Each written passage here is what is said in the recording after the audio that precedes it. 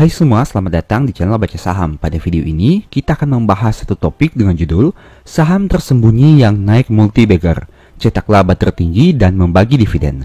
Tapi seperti biasa, semua pembahasan ini bukan rekomendasi dan hanya informasi. Ingat, kerugian kamu tanggung sendiri ya. Nah, saat ini kita akan membahas PT Kencana Energi Lestari atau saham dengan kode KEN. Topik pertama, analisa harga saham dan valuasinya.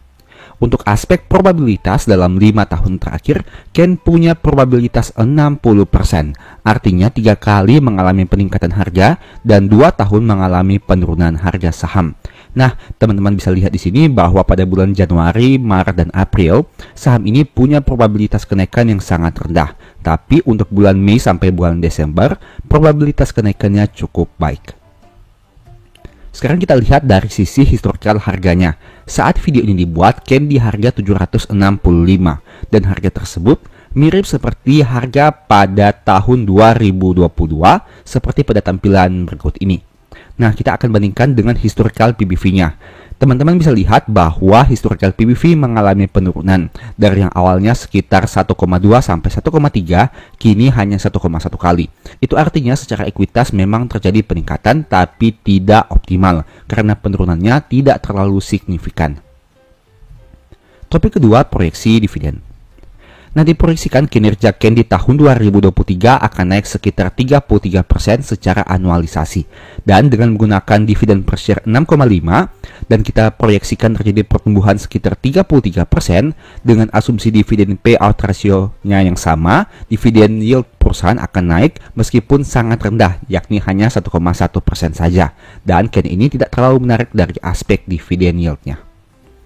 Topik ketiga, kinerja Q3. Pertama dari aspek kas dengan nominal 2,6 dan jika bandingkan dengan liabilitasnya yang mencapai 148, artinya perusahaan ini punya saldo kas yang sangat kecil dan DER-nya juga sudah tinggi dengan angka 90%. Artinya jika teman-teman membandingkan liabilitasnya sebanyak 148 dengan ekuitasnya 164, berarti perusahaan ini memiliki liabilitas yang cukup besar dengan porsi sekitar 90%. Nah, tapi menariknya angka NPM-nya masih cukup tinggi dengan angka 36%, meskipun ROE-nya hanya 10% saja. Untuk aspek ekuitas, mayoritas berasal dari saldo laba yang belum dicadangkan penggunaannya yang mengalami peningkatan dibanding tahun sebelumnya. Kemudian kita bahas dari laba ruginya. Pendapatan usaha mengalami peningkatan harga, begitu juga dengan beban langsungnya, sehingga laba brutonya masih bisa mengalami pertumbuhan karena secara nominal kenaikan pendapatan yang jauh lebih besar. Nah, kita lihat dampaknya terhadap laba bersih. Laba bersih perusahaan naik dari 8,8 menjadi 12,7, peningkatan yang cukup signifikan. Topik keempat, poin tambahan. Bagi teman-teman yang belum tahu, PT Kencana Energi Lestari atau saham KEN merupakan perusahaan energi terbarukan di Indonesia. Dan ini detail dari sekilas informasi tentang perusahaan ini yang bisa teman-teman baca pada tampilan berikut ini. Topik tambahan kedua, dalam beberapa tahun terakhir saham KEN ini konsisten membagi dividen meskipun dengan dividen per share yang cukup fluktuatif. Dan dalam 3 tahun terakhir, harga sahamnya sudah naik 153%. Peningkatan harga yang sangat luar biasa. Topik kelima, poin minus tentang saham ini. Yang pertama, saham ini ternyata merupakan saham baru yang listing sejak tahun 2019 dengan harga penawaran 396. Dan itu berarti jika teman-teman bandingkan dengan harga saat video ini dibuat, berarti KEN ini sudah mengalami peningkatan harga di atas 100%. Kenaikan yang sangat luar biasa dalam beberapa tahun terakhir. Tapi ingat, KEN ini merupakan saham baru, sehingga masih rentan terhadap berbagai isu seperti kenaikan harga saham yang signifikan, begitu juga dengan potensi penurunan harga sahamnya yang sangat signifikan. Sehingga teman-teman harus pantau dulu apabila ingin membeli saham ini. Jangan tertarik hanya karena melihat hal-hal positif dari saham ini, tapi pertimbangkan juga risiko terburuk yang bisa terjadi.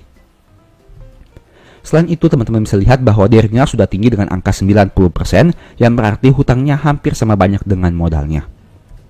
Demikianlah pembahasan singkat saham KEN. Selalu ingat bahwa video ini bukan rekomendasi dan hanya edukasi. Segala risiko kerugian menjadi tanggung jawab kamu sendiri. Di video berikutnya ingin dibahas materi apa lagi? Tulis di kolom komentar ya.